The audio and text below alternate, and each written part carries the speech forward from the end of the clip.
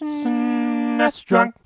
Teenage Mutant Ninja Turtles 2, the arcade game for NES, is a triumph of common sense. The first game, as many of you know, is widely known as one of the most absurdly difficult platformers ever made, with all sorts of awkward jumps and annoying enemies with a counterintuitive layout. There is no freaking way anyone could objectively recommend playing the first Ninja Turtles game today, unless you have a boatload of personal nostalgia from playing it as a kid. But seriously, all anyone wanted back then was to just play as Leonardo, Donatello, Raphael, and Michelangelo, fight Bebop and Rocksteady, Shredder and Krang, see the Technodrome, and just kick ass. Thankfully, that's all Turtles 2 the arcade game sets out to do. It's a straightforward multiplayer beat-em-up that's fast-paced and gives you all that you want if you're a fan of the TV show, so in that regard, this game is nearly flawless. Yeah, you're sadly not able to switch between Turtles in the middle of gameplay, which was what I think just about the only redeeming quality of the first game, but still, Turtles 2 the arcade game is a no-frills kind of a game. You walk to the right, wreck anything in your way, and the stage ends when you fight a boss. The usual punch-kick stuff is here, of course. Mash A and B together for a special attack, and you'll be doing that a lot because this game is pretty hard, even with the second player. I appreciate that though. It seems like a lot of the older beat-em-ups, you can just jump kick your way through the entire game if you really wanted to, but here the bosses and even the foot soldiers here don't let you abuse that. So while this game is at its core a button-mashing beat-em-up, you do have to pick your spots and tread carefully or you'll pay for it. I have to mention one minor touch I really like is that the game keeps track of how many enemies you've gotten rid of. Even when I'm getting weary of the beat-em-up grind, it's nice to see I'm actually accomplishing something. I prefer this to a vague point system like in Final Fight. Now make no mistake, as an arcade port, this comes nowhere near the original arcade game. That game supports up to 4 players and is one of the best arcade beat-em-ups ever made. That considered though, the NES port looks as good as you could expect. The music is terrific, and there's actually a couple extra levels and bosses, like the Robot Samurai. And as I've said like 3 times already, this is one of the best co-op games on the NES.